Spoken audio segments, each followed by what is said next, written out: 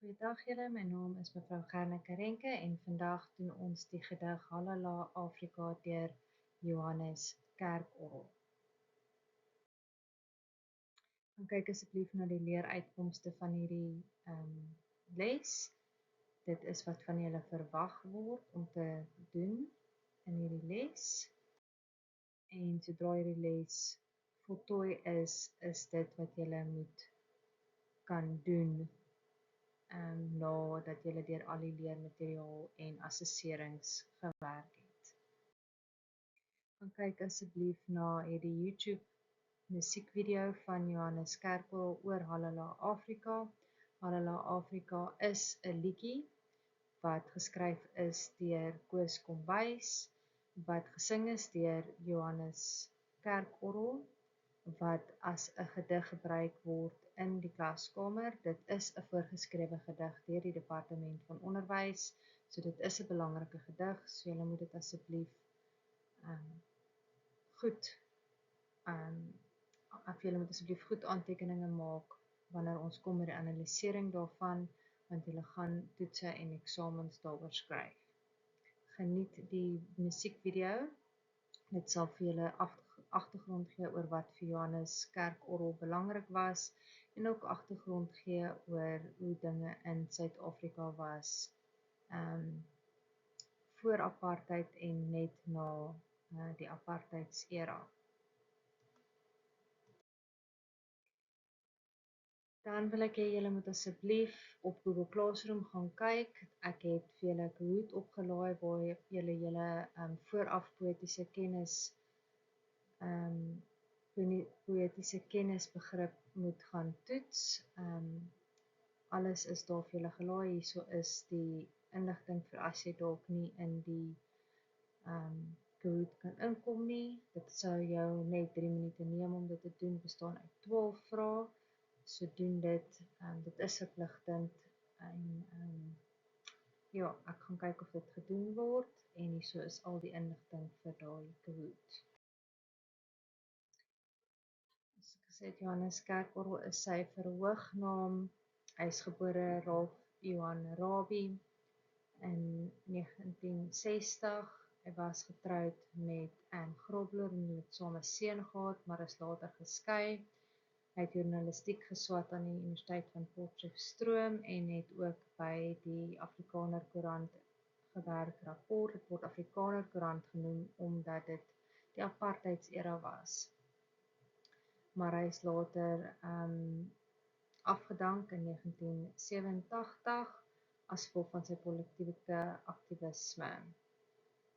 Hy was sterk sy musiek en hy was sterk teen die Afrikaanse apartheidsregering en baie van sy albums en liedjies is in Suid-Afrika verban.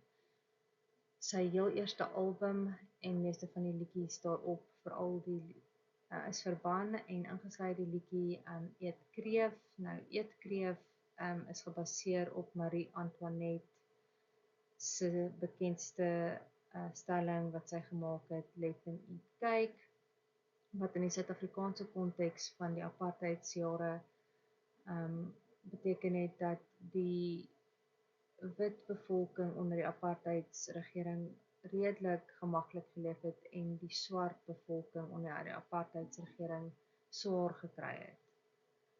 So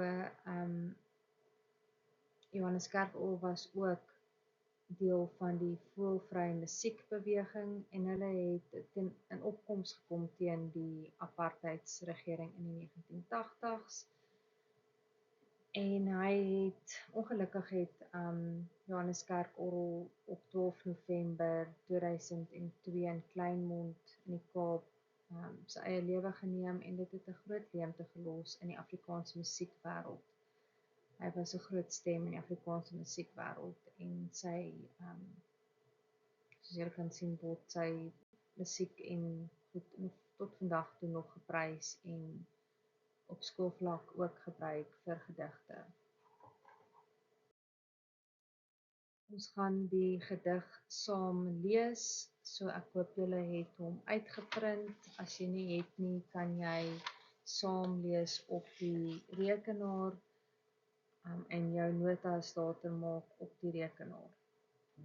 Toe die wêreld hier nog jonk was en die horison wyd en oop, was dit groen hier in die Holfront, suid van die Ewenaar. En in die skemer as die son sak en die beeste huis toe loop, klink die roepstem van die vroue. Oor die heuwels van die land, halala, halala, ewig is ons Afrika. Tula tula mtanami, tula tula sanbonani, tula tula mtanami, ubab usabaya salali nyai, ubab usabaya salali sonke.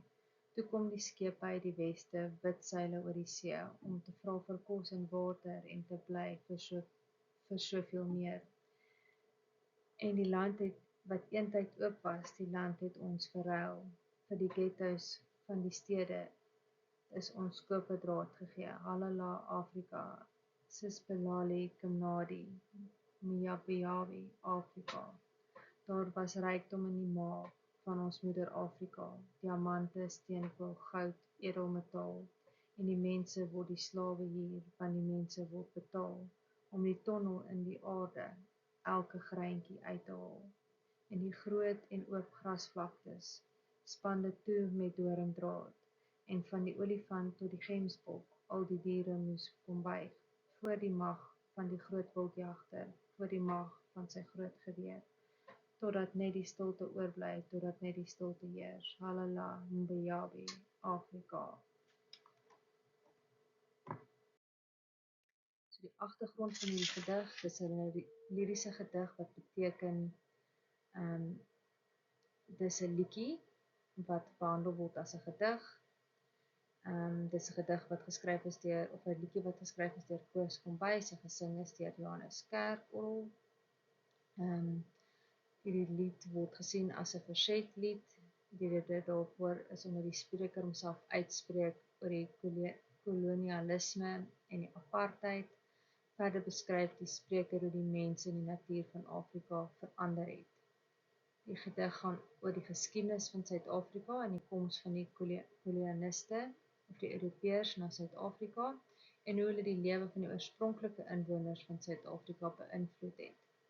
Die Europeërs het die land geneem en verander deur dit te ontwikkel. Myne, stede en fabrieke is opgerig. Die gedig gaan ook verder oor hoe die inwoners en Europeërs soms die inwoners en die Europeërs saam die wild van Suid-Afrika uitgeroei het. Elkeen vir hul eie doel. Die Europeërs het dit gedoen om geld te maak, wild se pels en vel, vere ensovoorts verkoop aan die ryk Europeërs in Europa vir klere of versierings in hulle huise, en selfs die Europeërs in Suid-Afrika dieselfde gedoen met die wild. En die inwoners het die wild gebruik om kos en klere in die hande te kry. En dit is hoekom ons wild vandag in wildtuine is, om hulle te beskerm deur wildstropers. Wat belangrik is hier is die inleidende inligting. Elke strofe het verskillende hoeveelheid versreëls. Daar is 'n refrein, soos wat daar gevind word in liedere. Daar is geen rympatroon nie, so dis 'n vrye vers. Die toon van die gedig is vertroostend. Die digter probeer die mense van Afrika troos en sê dat Afrika weer sal terugkom tot wat dit was. Die gedig word vertel in die derde persoon. Die refrein is in Zulu geskryf, ons sal later daarna kyk. Die geheel boodskap wat die spreker wil beklemtoon in hierdie gedig is dat Moeder Aarde moet bewaar en beskerm word en nie so vernietig word deur links en regs stede, myne en fabrieke wat opgerig word nie. Ons moet ook na ons diere omsien en hulle nie net uitroei omdat ons klere en huisversierings wil maak nie. En as Christene moet ons omgee vir alles en almal om ons. En dit is ons verantwoordelikheid. Om na God se aarde wat hy vir ons gegee het te kyk en dit nie net te vernietig omdat ons wil nie. Alles hierso is in kleur, so kyk daarna. Ek het probeer om alles vir julle so maklik as moontlik te maak. So strofe 1 in die titel. In strofe 1 word daar nog gekyk na die geskiedenis van Suid-Afrika voor dit verander het met die koms van die koloniste. Die strofe beklemtoon ook dat daar nog geen ontwikkeling plaasgevind het nie. Met die woorde soos wyd oop, was dit groen, beeste huis toe loop. Daar was nog rustige sonsondergang. geen paaie, myne, geboue ens nie. Die land, dis 'n landelike toneel wat geskep word. Die titel Halala beteken Hoera Afrika. Die spreker gee dalk nog vertroosting dat Suid-Afrika kan terugkeer na wat dit eens was. Die herhaling van toe en is 'n tipiese kenmerk van 'n verhalende gedig, en 'n verhalende gedig is 'n storie wat vertel word. Die herhaling van die S is in versdeel 5 is alliterasie, dis konsonante wat herhaal word, en dit skep ritme en vestig die leser se aandag op die lied wat die vrouens in versdeel 7 sing.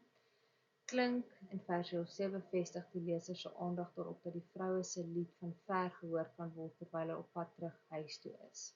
Halala in versdeel 9 is 'n term wat gebruik word vir iets wat gevier word. Versdeel 10 is ewig is ons Afrika. Dis ironies want vir die eerste 10 versdeels word Suid-Afrika beskryf voor die kolonisasie plaasgevind het, en hoe beeldskoon en rustig dit hier was. Die res van die gedig beskryf hoe dinge was na kolonisasie plaasgevind het. Dit was net 'n gemors van geboue en verwoesting, alles behalwe beeldskoon en rustig. Dan kyk ons na die refrein. Dit word in Zulu geskryf, en dit is 'n lied wat deur die vrouens gesing word aan hulle kinders, omdat hulle paas nou lank van die huis af weg is, en hulle moet nou hulle kinders troos, omdat die paas nou op die myne werk. Dit word vertaal na stil stil my kind, stil stil my klein ding, jou pa sal terugkom, dan sit ons saam met hom, jou pa sal terugkom, dan sit ons almal saam. Ek gaan myself net verwyder vir hierdie skyfie. Strofe 2 analysering. Ons het weer die herhaling van toe en, dit is die kenmerk van 'n verhalende gedig. Die Weste in versdeel 16 verwys dat die eerste settlers in Suid-Afrika afkomstig was van Europa. Die woord toe in versdeel 16 dui vir ons op 'n wending in die gedig. Die vrede en vryheid gaan nou verander, maar die inwoners het dit nog nie geweet nie. Versdeel 16 en 17 dui daarop dat die eerste settlers in Suid-Afrika aangekom het met skepe, deur die gebruik te maak van woorde soos skepe, witseile en oor die see. Dit is ook metonimia of oornoeming. Dit wil sê daar kon net geskryf geword het dat die Europeërs het in Suid-Afrika aangekom sonder om te noem hoe hulle aangekom het. Hulle kon gesê het hulle het hier aangekom, hulle hoef nie te gesê het dit was met skepe, witseile of oor die see nie. Versdeel 16 en 18 word met mekaar verbind deur die feit dat die skepe afkomstig was van die weste op pad na die ooste en het by die suide gestop om vars water en kos te kry. Versdeel 19 sê vir ons dat die persone wat op die skepe besluit het om te bly en so 'n verversingspos gestig het in die Kaap, en so nie net gebly het vir kos en water nie, soos wat hulle oorspronklik beplan het nie, maar Suid-Afrika se belangrikste hulpbronne begin ontgin en vernietig het. Versdeel 20 tot 22 verduidelik dat Suid-Afrika verander het. Dit het gegaan van oop velde na stede en swak leefomstandighede. Ghetto in versdeel 22 verwys na armoedige woonbuurte. En daar is ook 'n kontras in versdeel 20 teenoor versdeel 22. Die land wat eentyd oop was, is verruil vir die ghettos van die stede. Alles was oop en nou is dit toegebou. Versdeel 23 word daar gepraat van koperdraad. dit is as ruilmiddel gebruik, en sommige mense het dit as armbande gebruik, en die spreker wonder ook hier of die omstandighede waarin hulle nou is die voordele wat hulle gekry het, of dit die moeite werd is. Versreel 24 tot 26 is 'n refrein en dit beteken die volgende: Hoera Afrika, ons het lekker gelewe, mag Afrika terugkeer. Strofe 3. Die herhaling van die A's in 27 is assonansie en is 'n voorbeeld van halfrym. In versreel 27 verwys die woorde rykdom na die rykdom wat in Suid-Afrika besit, wat nie dadelik gesien kan word nie, maar wat gemyn moet word, soos die minerale en edelgesteentes. Versreel 27 en 28 is 'n voorbeeld van personifikasie en nie 'n menslike ding. Personifikasie is 'n nie menslike ding wat 'n menslike eienskap gegee word. Afrika word vergelyk aan 'n mens deur te sê dat Afrika 'n maag het en dat al Afrika se rykdom in die maag van Afrika was. Die maag wat eintlik na verwys word is die Afrika grond. Versreel 29 verwys na al die rykdomme wat in Afrika ontdek is. Versreel 30 en die hele strofe 1 is hier in kontras met mekaar. In strofe 1 was die mense vry en kon hulle vrylik rondbeweeg in die skoon natuur. Nou in versreel 30 is die mense slawe want hulle het afhanklik geword van hulle werk op die gevaarlike myne, waar daar meeste van die tyd geen vars lug is nie. Hulle moet ook hard werk om die laaste stuk edelmetaal of mineraal, hoe klein dit ook al mag wees, uit die grond te haal. Die mense word heeltemal uitgebuit. In versreel 23 word die woord tonnel as 'n werkwoord gebruik. Die werkers moes gate onder die grond maak om by die edelgesteentes en minerale uit te kom. Die woord greintjie in versreel 33 beteken min of klein. Versreel 30 en 33 verbind hier met mekaar. Nie net word die mens uitgebuit nie, maar die natuur ook. Elk klein stukkie mineraal, edelgesteente moet uit die grond uitgehaal word deur uitgebuite werkers. Versreel 27 tot 32 wys daarop dat Suid-Afrika se rykdom in minerale en edelgesteentes Europeërs gelok het, maar die oorspronklike inwoners het of moes in die myne vir die Europeërs gaan werk het. Die oorspronklike inwoners en die natuur is uitgebuit deur die Europeërs en vir oorlewing later deur die oorspronklike inwoners self. Strofe 4. Die herhaling van die lang O in versreel 34 is assonansie en dit beklemtoon die wydheid van die grasvlaktes. En dit is ook 'n voorbeeld van halfrym. Ons het weer die herhaling van die van en dit is 'n kenmerk van 'n verhalende gedig in versreel 34 en 36. In versreel 35 verwys na nog 'n gevolg van kolonisasie. Daar was grense opgerig sodat jagters kon betaal om die wild te kon skiet vir genot. Die woord doringdraad in versreel 35 simboliseer die grense wat deur apartheid geskep is. Versreel 34 en 35 is in kontras met mekaar. Versreel 34 praat van die grond wat vir altyd vir gemeenskaplike gebruik was, teenoor versreel 35 wat praat van grond wat nou toegespan word deur doringdraad en verdeel word in privaat grond. Die herhaling van die woord mag in versreel 38 en 39, dit verwys na die koloniste wat Suid-Afrika toe gekom het, en nie net die oorspronklike inwoners tot hom mag onderwerp het nie, maar ook die wild. Die wild is in kampe gesit en is geskiet vir geld en genot. Die makdiere wat gewoonlik vrylik kon rondbeweeg is ook in kampe gesit op plase. Die herhaling van die woord mag beklemtoon die bogenoemde. Die woord groot wildjagter is in versreel 38 is metonimia. Dis oornoeming van al die mense wat die wild kom skiet het. Die woord wildjagter kon gebruik geword het. Die woorde stilte oorbly in versdeel 40 en die woorde stilte heers in versdeel 41 is 'n eufemisme. Eufemisme is wanneer iets op 'n sagter manier gestel word as wat dit werklik is. In versdeel 40 en 41 verwys die stilte na verwoesting van Suid-Afrika se natuurlike hulpbronne en natuurskoon. Die herhaling van die woord stilte beklemtoon ook die feit dat alles uitgewis is. Daar is geen meer geleide nie. God het aan ons as Christene sy aarde en alles daarop toevertrou.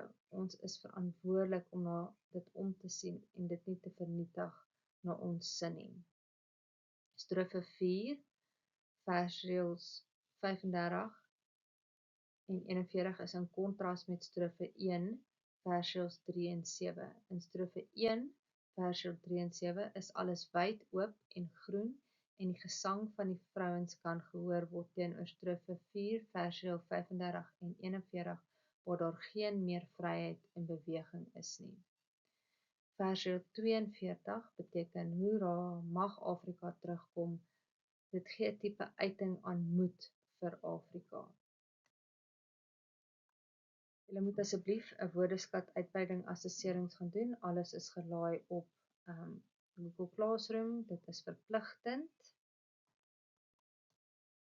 Dan moet julle kontekstuele vrae doen. Dit is 'n Google Quiz vorm. Dit is ook verpligtend. Dit sal jou 20 minute neem om dit te doen.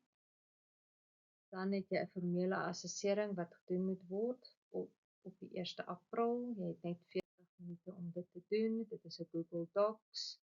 Die rubriek is daarop op Google Classroom. Dit sal oopgemaak word vir 40 minute. Jy het 40 minute om dit te voltooi. Die